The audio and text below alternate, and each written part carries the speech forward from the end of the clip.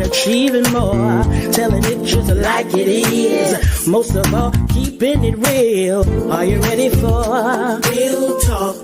Changing lives and communities. Real talk. Saving all our families. Real talk. Bringing hope for you and me. Real talk. Real talk with Judy. Real talk with Judy on the radio. Real talk with Judy. Real talk with Judy on the radio.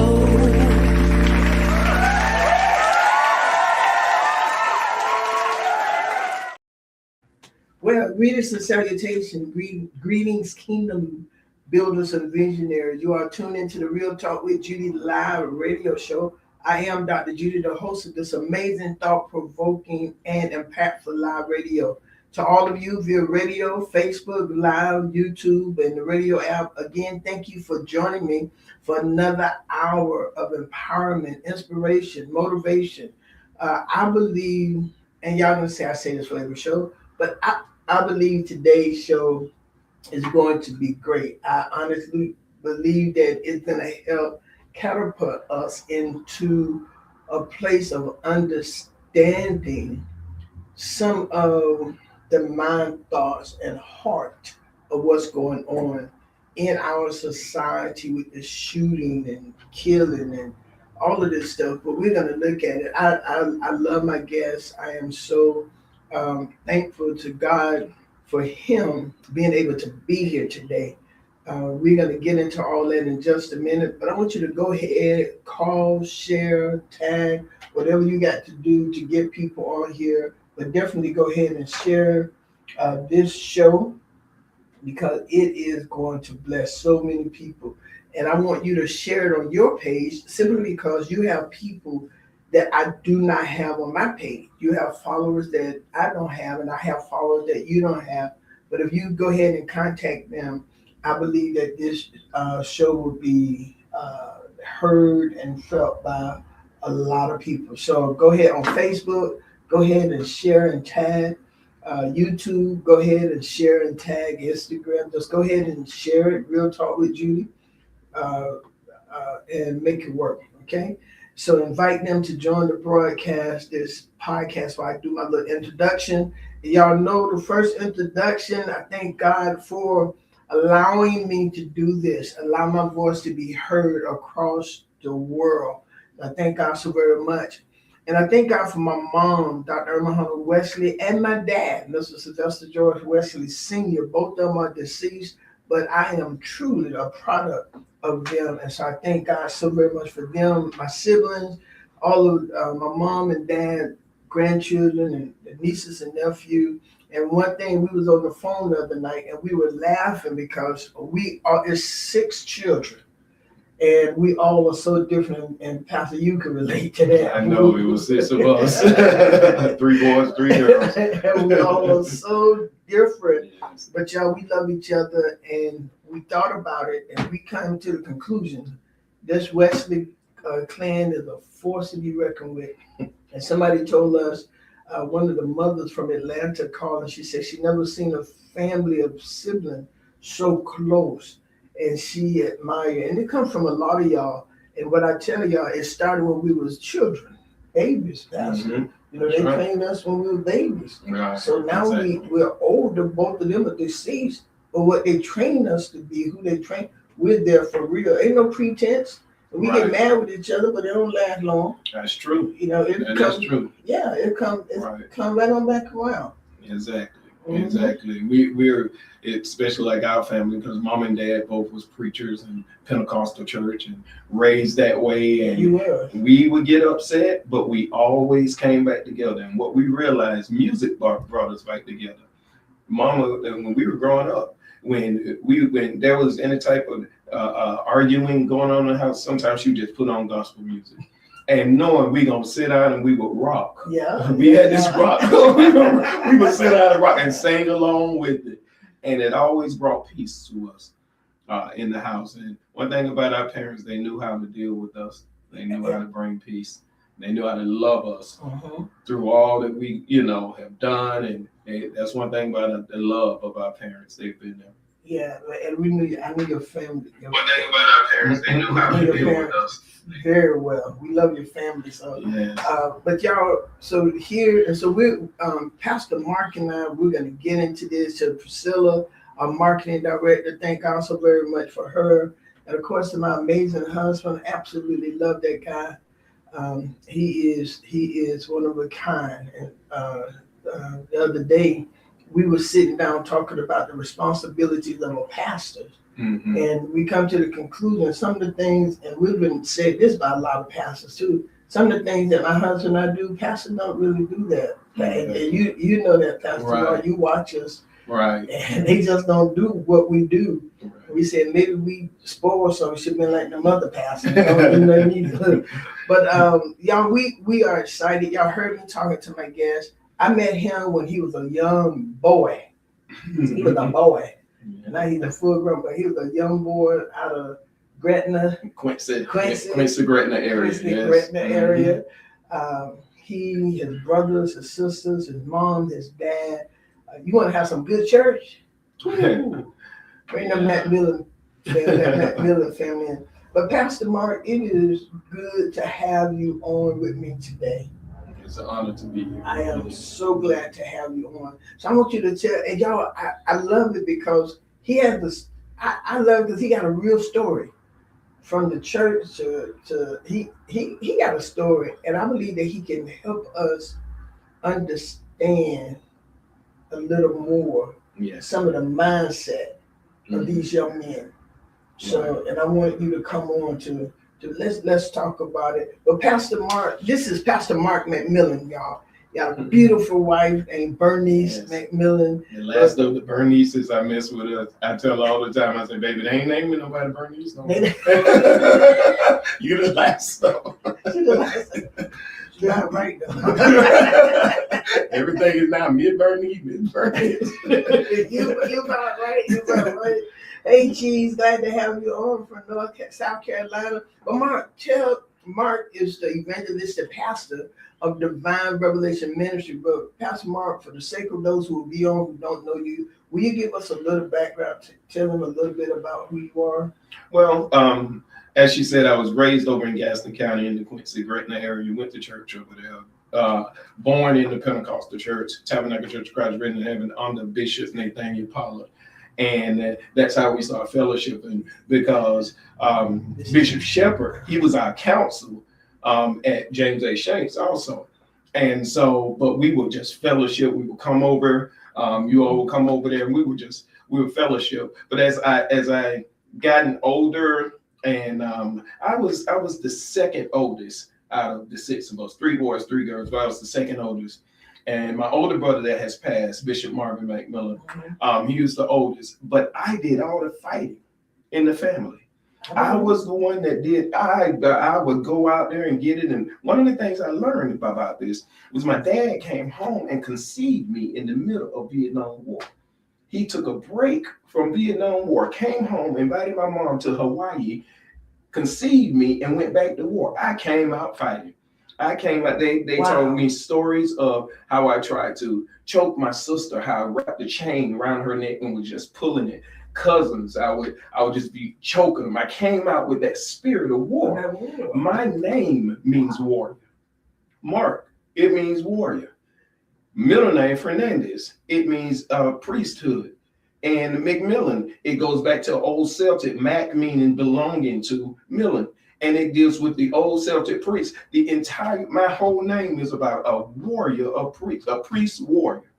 And they didn't know what they were naming me at the time. You know, I'm an etymologist, so I'm always studying words.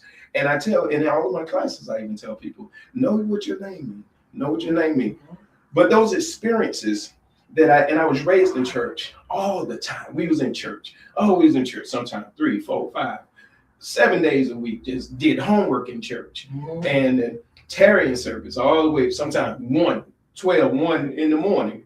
But when it was time for me to get out of that house, I was like, okay, I had never seen drugs before. I had never drunk alcohol before. I had never done anything. We were so sheltered. So when I got out of the house, I was like, man, let me get out here and party a little bit. And me and my brothers, you know, we had an apartment And then when he went on and he got married and he moved on to Atlanta, me and my younger brother, we got in some financial problems. So we was like, hey, let's go ahead and see if we can sell a little drugs. And that's what we started doing. We started with a little weed, and then we got a little crack, and we tried to sell drugs. Matter of fact, I made a pretty good amount of money. I had a whole team working up under me. A lot of people didn't know this. You didn't see me a lot out there, but I had a lot of guys working up under me.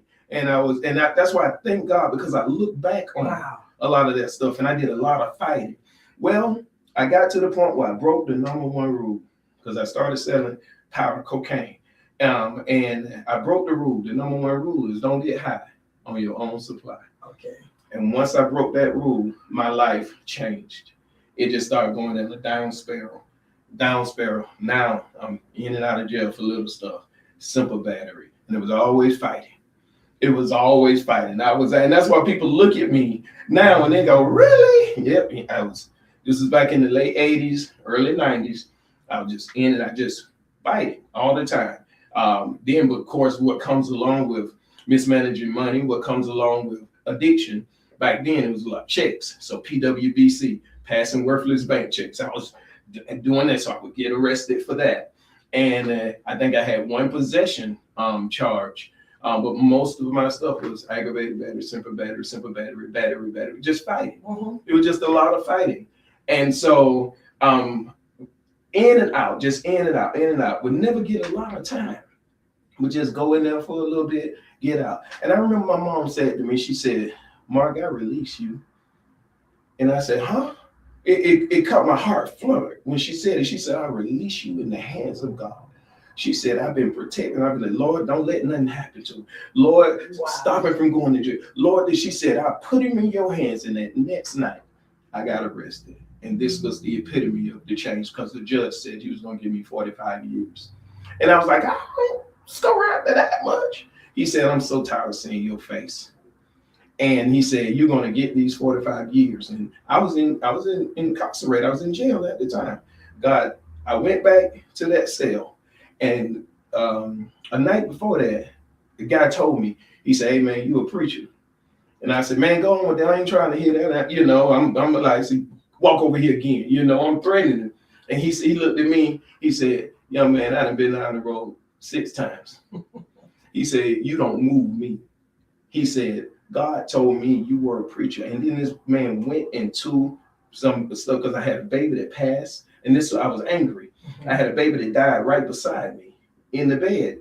Died right beside him. And the doctors, it was their fault, because they tried to induce labor. And it tore itself from a biblical cord. So he's born with 70% of his brain dead. But when they told me with the giggle, like it wasn't serious.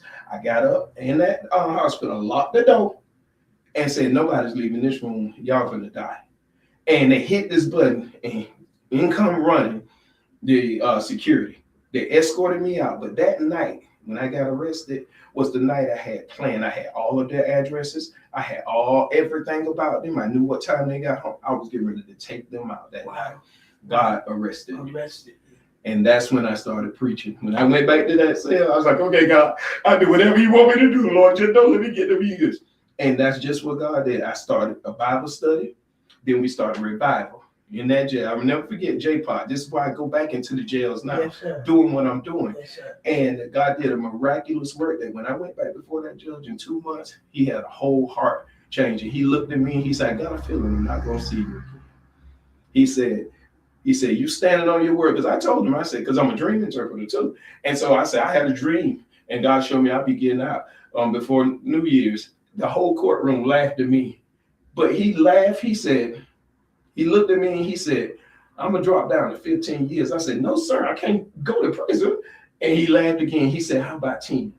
I said, no, sir. He said, how about 7? And what he didn't realize is that I realized God had taken over. Yes, sir. And he kept on. He got 5, 48 months, 36 months, 24 months, 18 months. He got all the way down to a year and a day. He said, well, what you think about a year and a day, Mr. McMillan? I said, I looked at the guys that was over there in handcuffs and they said, man, take that. I said, is that prison? He said, yeah. But he said, you've been in here for about 4 months, 4 or 5 months. And he said, so you'll be right out. I said, no, sir. God showed me I want to go into prison. And he looked at me and he said, Mr. McMahon, I'm gonna give you 1129. That's a year in jail. He gave me 1129. My release date was at that time, I think March the 2nd. I got back to the jail. They told me to go to trustee. It normally takes 2 weeks to get on trustee. Instantly, I was on trustee. I walk in trustee. There was a sergeant there. Say, hey, bro, I told your mom and dad I'm gonna take care of you. In the kitchen. Move me from just doing a bunch of labor, put me in the staff dining room. Favorite. The staff dining room, you can eat chicken, you got everything. You're right. So much favor that this officer for Thanksgiving brought my mama food in there for me to eat. I'm talking about just favor. And not all that time, wow. I got out December the 29th. Stood on God's word and been standing on it since. But I had to go through a lot of that. And this is why I do what I do now. I go into the jails. I go into the prisons. We've connected now with the federal prisons. So we're going into the federal prison. We're going to schools, organizations, juvenile justice. We do all of this because I'm trying to help save these guys. Right. Even the ones that's already been sentenced. When I go in, I talk to them about the mentality. Don't come in here and then get right back out, and we're going to do the same thing. I say, you wasting taxpayers' money. Stay in here. If you in here breaking crimes, causing crimes and breaking the law, don't get out. And so you encourage them to stay in, because one thing they're going to do is go through your class. Right. Exactly. Exactly. My class, I got an anger management class I do in there, and a substance abuse class that I do. At one time, we were doing parenting and trauma, and they kind of cut a lot of it out. But we still doing anger management and substance abuse. So today, Pastor Mark and I, and y'all, and I'm gonna tell you what I love about Pastor Mark. I'm gonna do a part 2 of this next Tuesday with Byron Bryant Stringer. Oh, okay. So yes. I was gonna bring them on together, but it is a necessity to have them on separately because both of them can talk, but both of them got good experience to give. And I wanted someone, I want people to come on who can talk from my heart. No manipulation, no trying to get no credit for anything, right, but are pure in heart and helping people. And Mark, that's what I've seen in you, in your classes. You and Bernice, you all are there to help. So today, y'all, Pastor Mark and I are going to have a discussion, and we're going to talk around the topic. Your choices today would affect your destiny tomorrow. But Pastor Mark, and the questions, and as I was thinking, a lot of time we're trying to get to some things, but we got to get to the heart of the matter. Right. And I believe, and you can help me, but I believe through all my social work practices and studies, through the leadership study, we have to bring the people to the table that's really affected by this.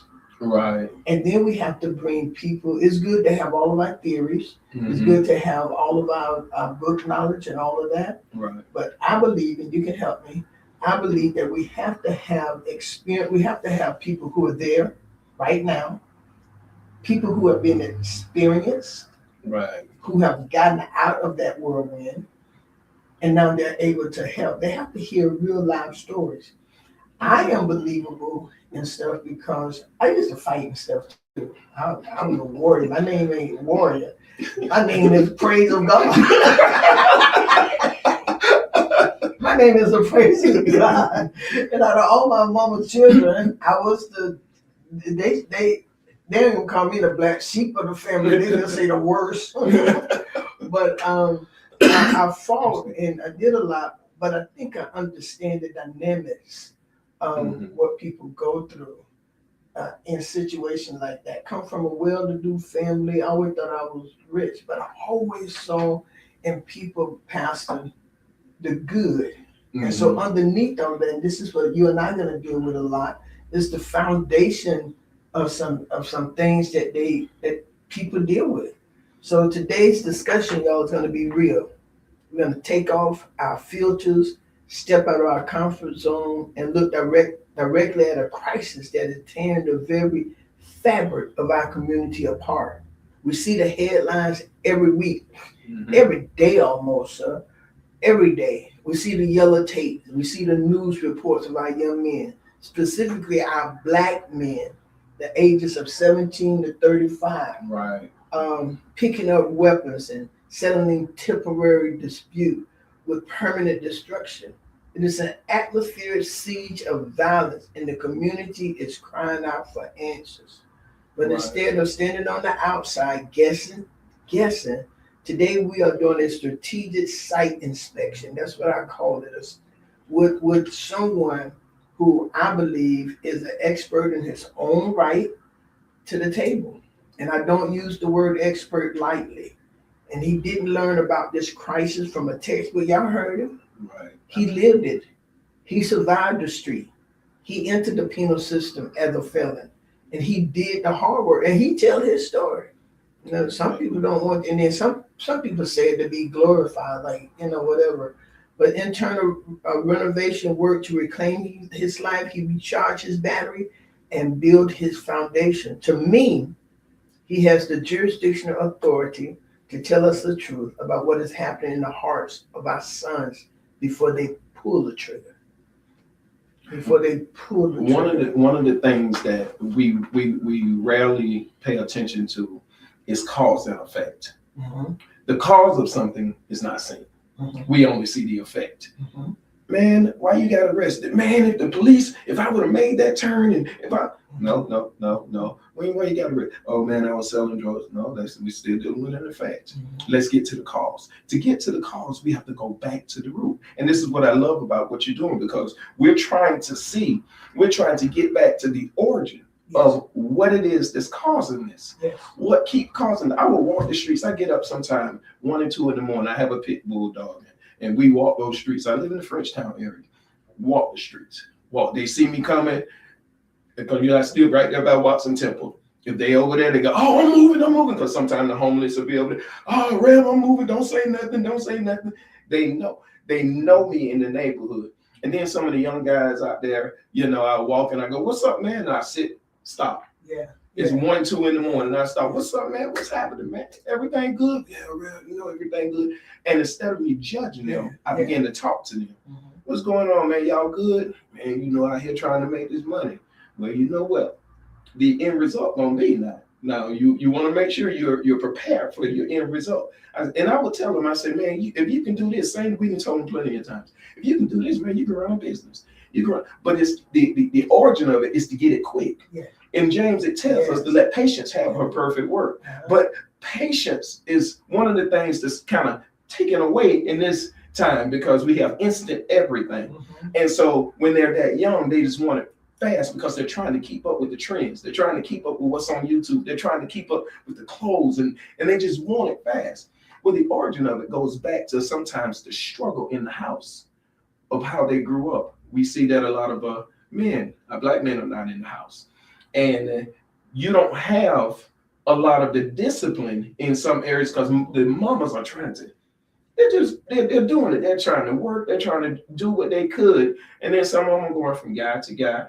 So that's what they're saying. And then some of them have gone through so much pain and hurt of certain men in the house, treating their mom a certain type of way.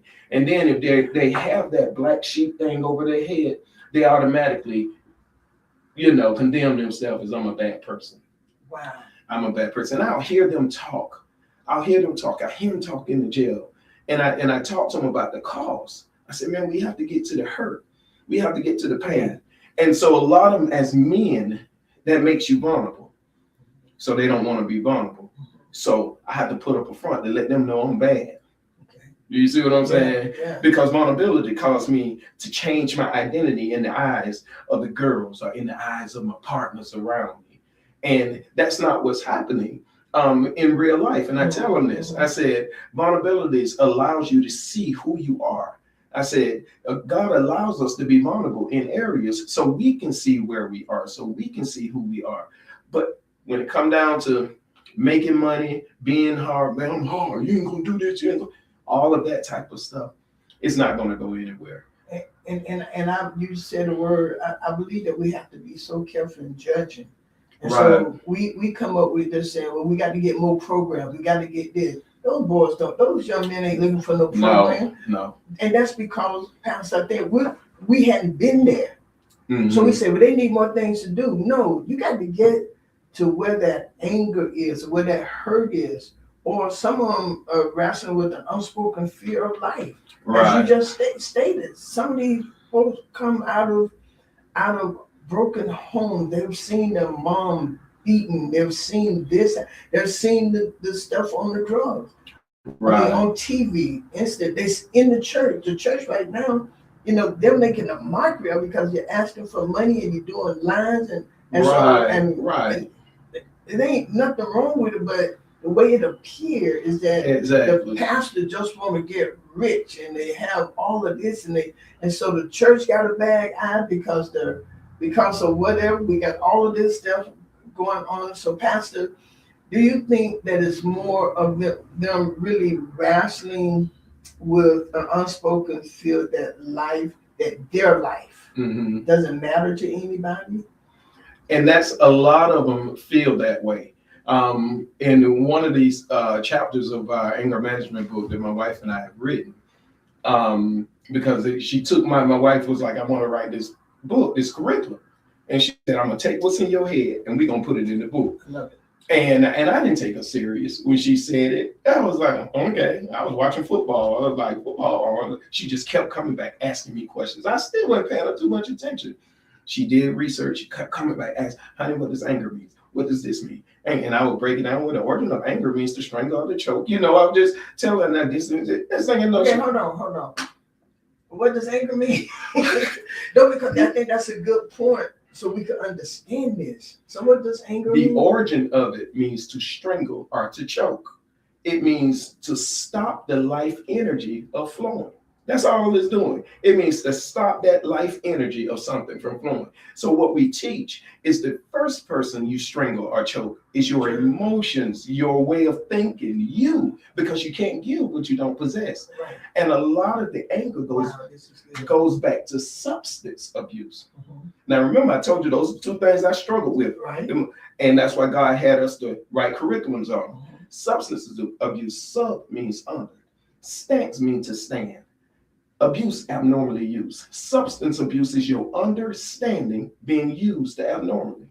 You compensate with other things like alcohol, sex. Oh my bad, I'm so sorry. Alcohol, sex, drugs, overeating, gossiping. It could be anything. It could be anything. Too much of anything is not good for you. We know that. And so what we deal with the origin of their anger, and we realize it has a lot to do with their understanding.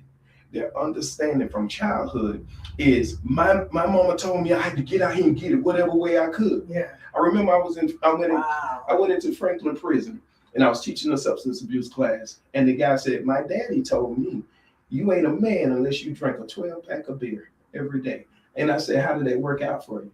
He said, well, I hit somebody and I killed him. But his way of understanding, that's what we call substance abuse, something that was taught to him in error. And he took that and went throughout life with it, you see? Yeah. And it caused him the sequence, I call them consequence, the sequence that's connected to an action. It could be good or it could be bad, but that's what a consequence is. It's something that's connected to a certain happening or action. And so what we're looking at is the origin of pain. These guys don't feel that they're worthy in the house because a lot of times they're being prostituted in a sense to do certain things. Some of them moms would make them work and then take all the money.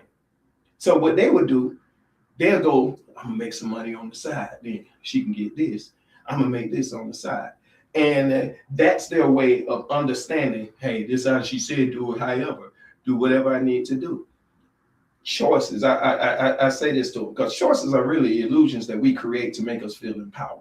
It's us feeling a certain way. See, a choice, it presents an option. That word option, actually means before. Mm-hmm. It's a path. Your choice is a path a lot of times to a decision. Mm-hmm. Now, those things are opposites of each other. Uh-huh. You understand what I'm saying? A decision is the end of something, but a choice is the beginning. Uh-huh. And so we can get past the beginning. And sometimes you have to make certain choices to get to certain decisions. But if you, and I say this all the time, I can't say I failed. I can't say I failed if I learned something from it. But I tell them, I say, if you keep doing the same thing and you keep coming to jail, you keep doing the same thing, getting the same results, I said, that's what we call failure. You have to learn something from it. Go another way, try another route. You understand what I'm saying? Yeah, and so when they don't understand their childhood, then they're not going to understand what you are saying. Yeah. So it has to be more intimate. Yeah. You can't just go up on the streets and just want to talk to them, because everybody ain't called a witness on the street. I agree. Everybody ain't called. I didn't watch people leave the church from trying to witness on the street. Yeah, that's I remember Mother D.K. Richardson, and I'm called to the street. And and my sisters and all of them laugh, because even growing up, Pastor, my most excited moments was when I was in the projects. When I would go over to the project, and that's what I enjoy doing. Yeah. Sitting out there with those people in the projects, laughing and talking. They playing spades and drinking and all that. But to me, that was a good time. But I got to understand something. When they got angry, they was hurting. And I was, one of my friends lived in the project. She and her family, 3 bedrooms, about 15 people in there. And I used to love going over there, piling up on the TV, watching. On the floor, be laying on the floor. Yeah. That's why I learned to eat cornbread and peas and the neck bones and sitting on the porch. Yeah. On the steps of the project. But I felt a calling there. I felt like that's where I was supposed to be. My dad had told him at age 5 that God called me to save the world. And he said, like Jesus, and I said, just like Jesus, but I'm going to do it one person and one family at a time. And that's why I still do that. So Pastor Mark, what I hear you saying also is the noise on the outside is just a cover up. Right. For the emptiness on the inside. Right. Because the emptiness, remember, wherever there's an emptiness, even in the Bible, it tells us when a house is clean, you know, you got to put something in those spaces. And I'm paraphrasing, because the devil's going to bring his and bring more of what he has. And when something is separated, when you're hurting, and I teach this, when you're hurting, there's something broken. There's something separated. If you hit your hand, it's going to be pain because something's separated. And wherever there's a separation, it breeds chaos. And when you're hurting on the inside, it breeds chaos. And chaos is nothing but an emptiness, a void, darkness, a space where there's no law, where there's no order, where there's no love, where there's no light, or where there's no God. Remove those things out of the way. You create chaos. This is what I hear and see a lot of our young men doing. They have an emptiness on the inside of them. And what we see on the outside, we as the church and we as others come to, hey man, y'all need to come to church, man. Man, ain't nobody gonna go to church, man. Go on with that. So I don't approach them with church. Yeah. Because I had to learn, because I got cussed out many a times saying you need to, bro, come on and go to church. So I changed my strategy. Talk to them about them. Exactly. Talk to them how much money. Hold on. Y'all heard that? Strategy number 1 in evangelistic field, or reaching these folks, talk to them about them. That's right. Without judgment. Without condemnation. Exactly. And that's the key, because, when we judge, and we have come to the conclusion about a matter from the evidence that we have. And you don't even know all the evidence. You don't know what this brother has been through. You don't know what this sister has been through. You only know what you perceive. Yes. And perception and knowledge are the opposites of each other. Because one is totally complete. One, you're missing something. So when you're perceiving something, you're trying to figure it out. So you don't have all the information. And so I had to learn, let's stop judging these guys. And I would tell this, and sometimes I give this little advice. Hey, man, y'all out here near the people's house. I said, I ain't been in these streets before. I ain't been out here selling drugs. But one thing I didn't do was get out here and disrupt. I said, bro, and I say this, something like this. If you're going to do it, find it somewhere hidden, because you're putting yourself out there. I say, see these cameras up here? I said, you're putting yourself out there. You see, and then they start listening. Now I can ease another word. Yeah. You see what I'm saying? Because now they think, oh, he ain't judging us, man. He just trying to give us advice. So now I ease another word in. Man, how things going, man? How's the family? How's you paying you got somewhere to live, And I began to talk to them. Well, I noticed that it's who's the hardest, who's the baddest on the streets.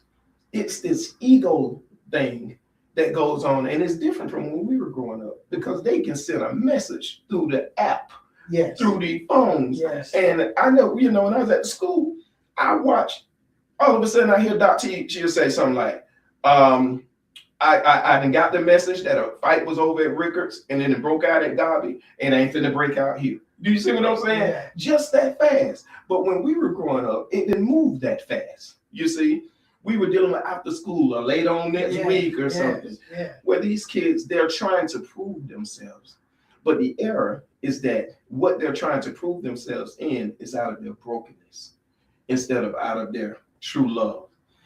God gave me this definition back in 2006.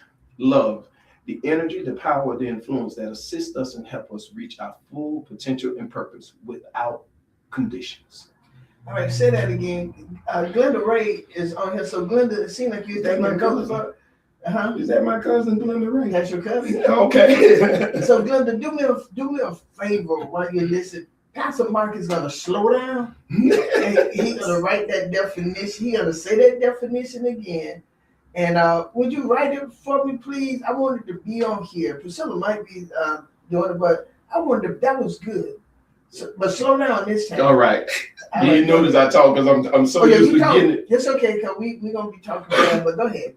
Love. Love is the energy, the power, the influence that assists or helps us reach our full potential and purpose without conditions. And there's categories. So we know we got agape, that's just unconditional love, but you got storge between a parent and a child. You got eros between a husband and a wife. You have phileo or phileo, or however something is pronounced in different ways. That's brotherly love, friendship love, sisterly love. Then you have passion, meaning enduring pain. People don't even know that. The passion of Christ was the enduring pain that he went through to get to the cross for us. Passion. All of these are categories of love, but every one of them, we're supposed to help that person reach their full potential and purpose without judging them. Only the Spirit of God can judge. Yeah.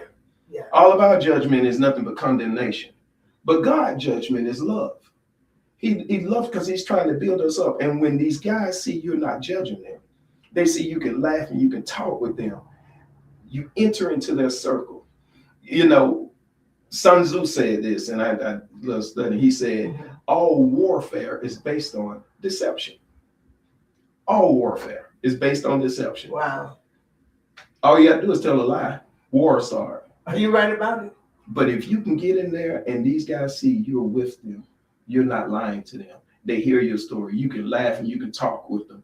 They're going to start sharing. I had one guy show up to me. I fussed at him. Showed up to my house about 12:30 last night. Rung my doorbell. Man, I just need to talk to you. I said, I'll pass you 4 times today.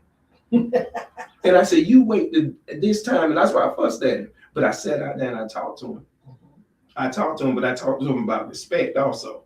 You understand? Yeah. But I talked to him. He just needed someone to talk to because he said he didn't know what he was going to do next. And he was contemplating on suicide. And Pastor, I think that's important too.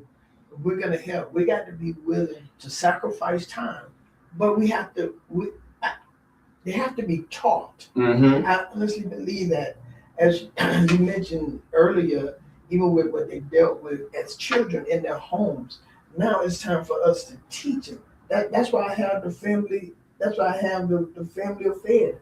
We got to teach them. Right. And I believe that if we wait till they're 16 and 17 and 18 to try to teach them how to deal with anger and all of that, even at my daycare now, I got a little boy, he like to walk in there, I'm bad. That boy, you ain't better than me.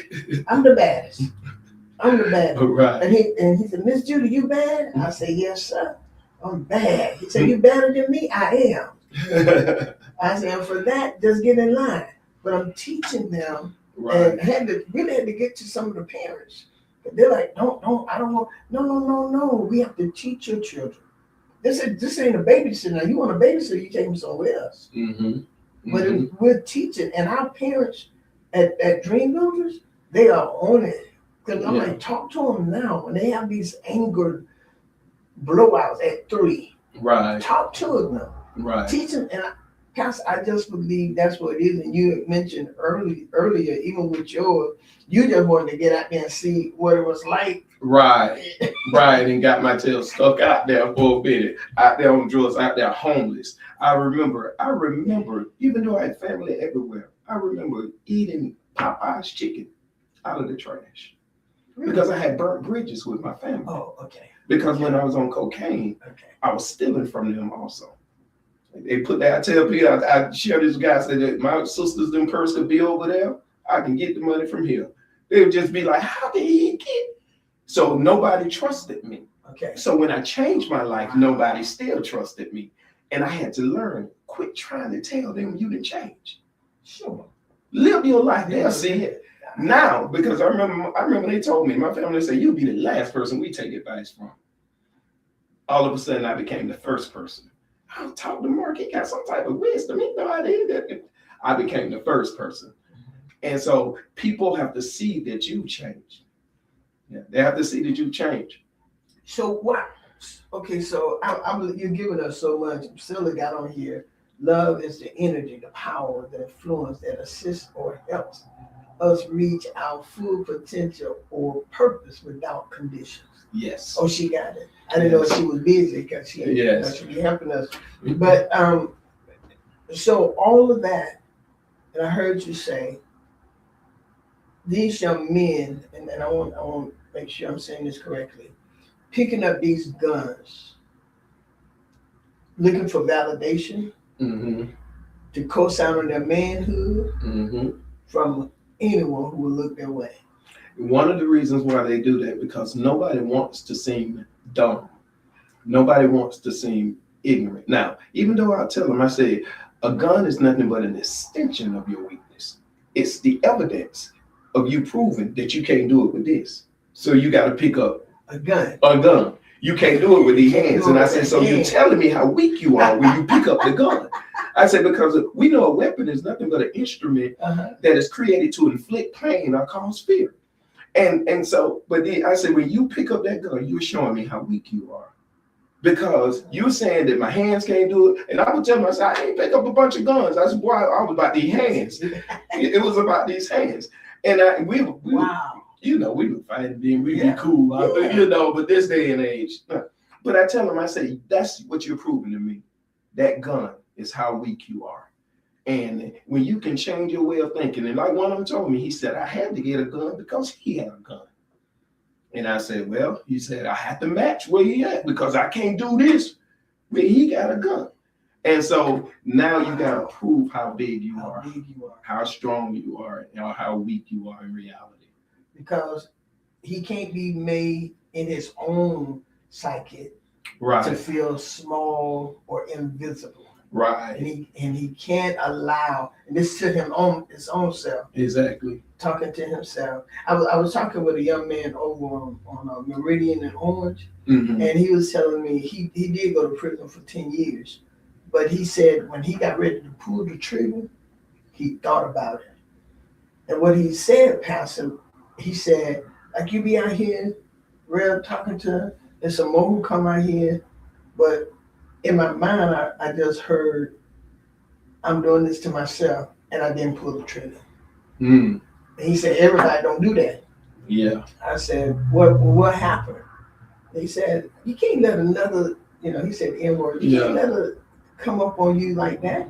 I said, well, why? I said, well, why go to the car? If you're there, why go to the car to get the weapon and come back and kill somebody? Exactly. Why do that? So he said, you still got a point to prove. He said, I learned better at the prison. And he said, I think it was God's way of telling me, I'm sparing your life, even though I had to spend 10 years in there. He said, but I learned some stuff. Yeah. What do you talk to us about that, Pastor, when they have to make that decision, or the choice comes first. When they have to make the choice or the decision, okay, I'm going back to the car. And saying some people have not had these experiences, Pastor. Right. And to some people looking in, just looking at the surface, I think we went deep. I think we're going deeper than where they go, because you got to get to the heart. right of the matter. You got to get to the heart of these men. You got to get to the heart, and they know when you're real. Right, exactly. They know when you come, and now they start calling me mama. Mm-hmm. I said, dog, I'm getting older for real. Yeah, I know. That's what I remember when they started calling me dad, and I was like, Lord. No. I mean, I take it, I take it. But Pastor, talk to us about that when they have to when they make that choice to go. Like I heard about the young man, he went to the car to get his gun, but then he was killed when he went back.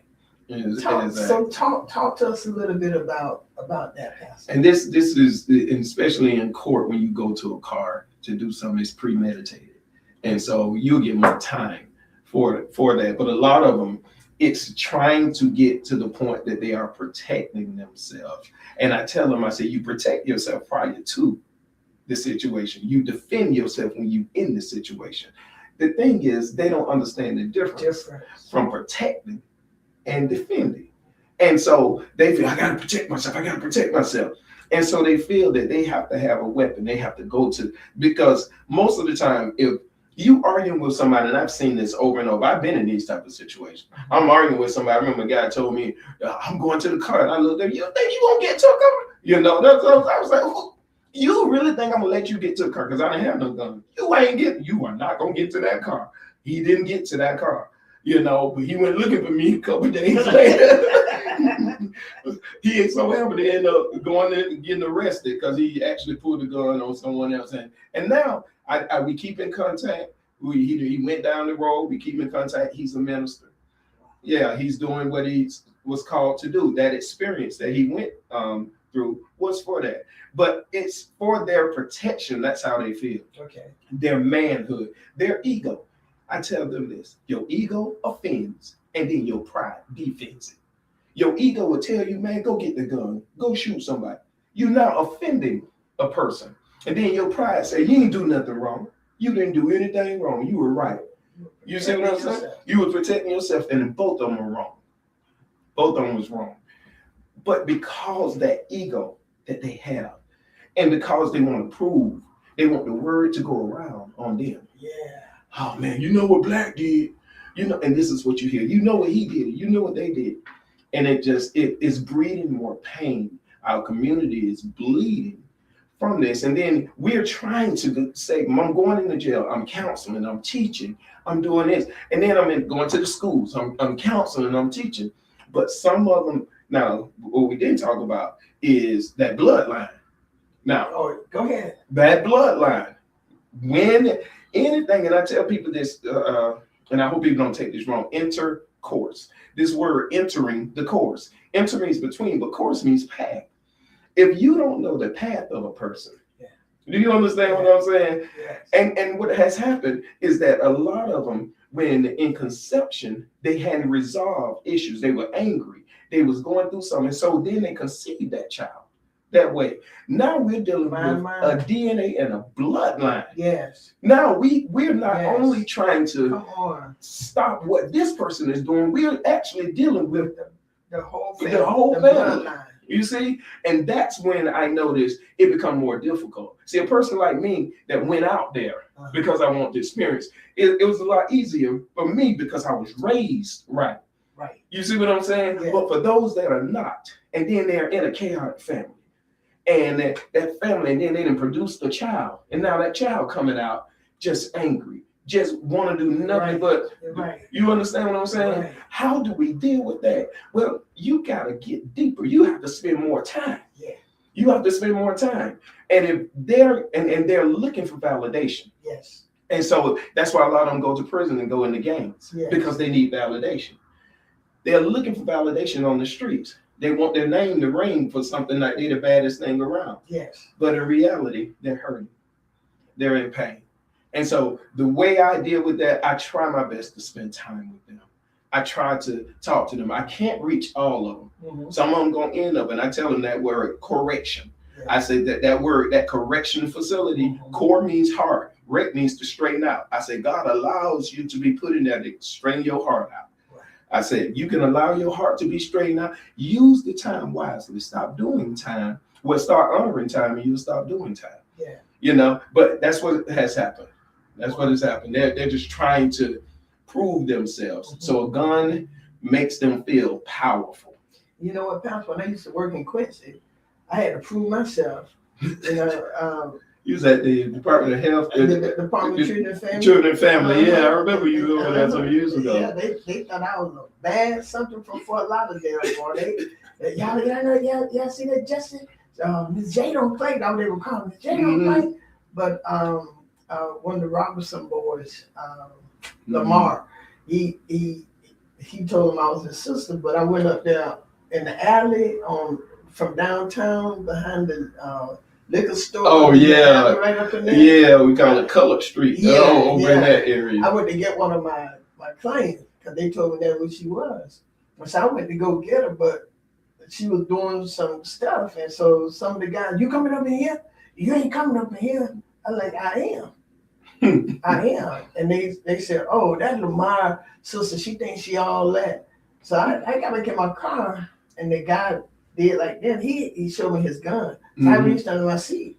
Like I had one too. In my mind, I'm praying God on that. Don't let that shoot me for real.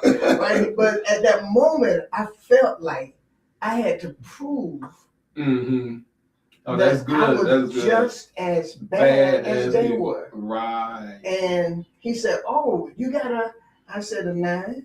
And I asked God to forgive me. And I said, they talking about, well, you know, is she Rob's sister? You know, I was like, I'm not scared of y'all. And that's right. At all.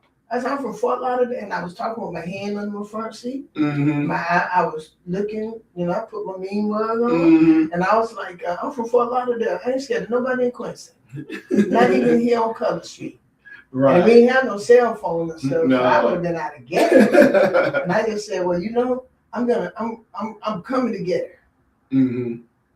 I said, y'all can act any kind of way you want. Right. And whatever happened.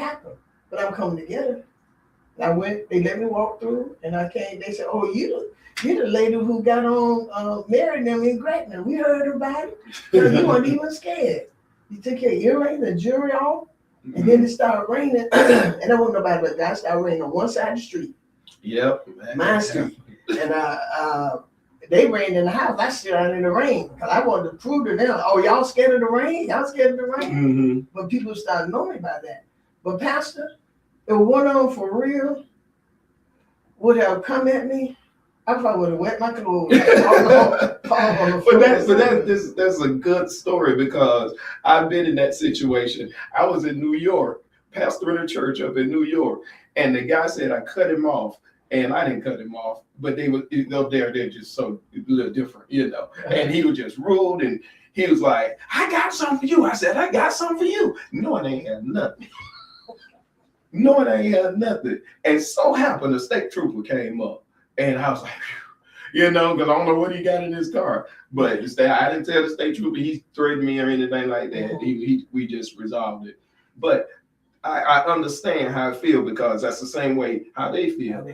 Okay, you gonna pull some? I got some. I gotta have some there. And I've heard some of the young boys asking, "Hey man, you know I can get a pistol?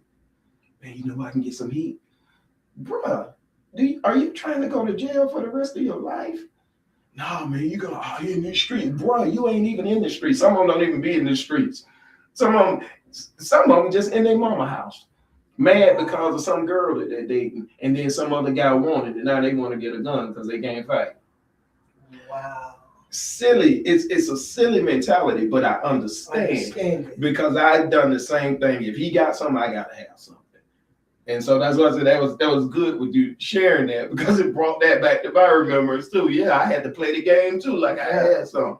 So, Pastor, you could look directly into the eyes of a 21-year-old man right now, a young man who has a loaded weapon in his pocket and a heart full of that chaotic energy. What is the raw, unvarnished truth he needs to hear from you today to drop that weapon and to protect his blueprint? About a minute to okay. First of all, I would tell him, I would say, Do you think, I will ask that question, do you think it's worth it? Some of them say, yes, it's worth it, but that would be my question. Do you think it's worth it? Do you think what you're protecting, that you're going to leave vulnerable out here? Because once you get arrested for shooting a person, now you can't protect what you're trying to protect. Is it worth it? Is it worth you leaving your girl out here? And this is what I deal with them a lot of times on that. Is it worth you leaving your children out here and you being taken away? Is it worth it? And I'll say something like this. Or do you want to be stupid? Or do you just want to be stupid out here? So what you're trying to protect becomes what anybody else can get to, because you don't understand it's not worth it. And so a lot of times they're so angry. And I would say this, I would say, give me a chance to spend some time with you, to talk to you, so we can get by this. And you have to catch them a lot of times when they're calmer, because some of them have such bad tempers. But that's what I would tell them. Is it worth it? Being separated from your parents, being separated from your family. Now they're out here and you're locked up. And whoever you're trying to protect that girl from, she's now vulnerable for them, you know. Wow. And so that's the question I will ask them. Is it worth it? But I will present what they don't see at the time. Wow. What you're trying to protect. Wow.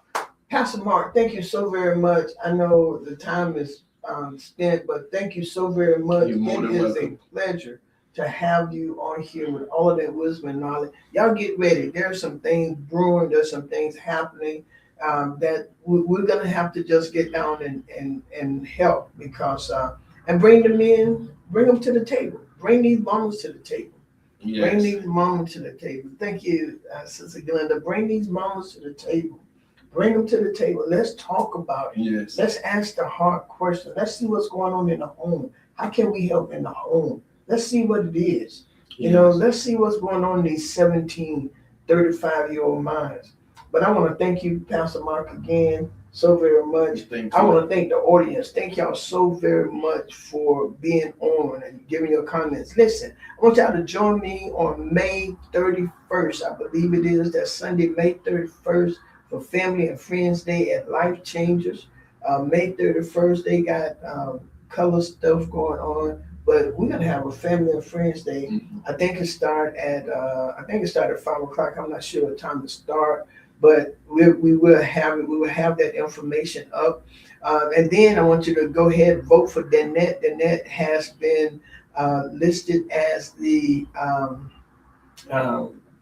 worship leader of the year. Got to June 1st to vote. You go to Florida Gospel Music Awards, so she's been nominated as Worship Leader of the Year, and also for the best gospel radio show in the world. To me, I want you all to go and vote for Hallelujah 95.3 FM.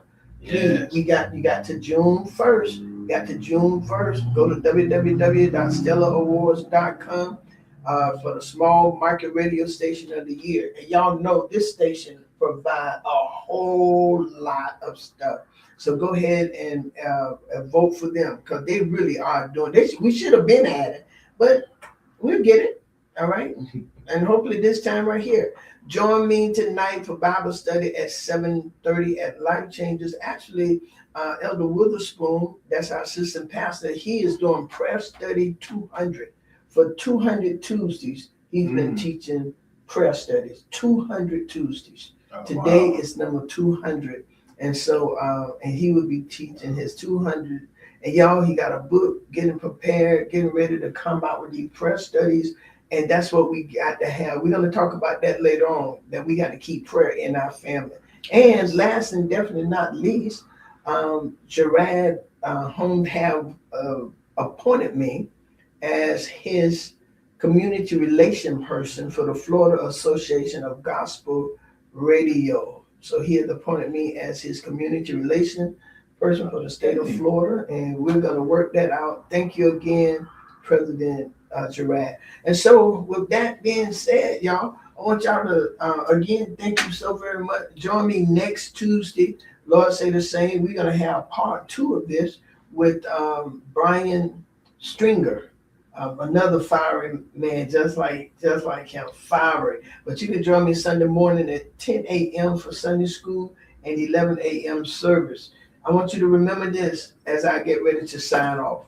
Every listener, every mother, and every leader, your belief is the strategic frame this generation is starving for. Do not let the chaos of the streets bully the big blueprint God has for you in this community.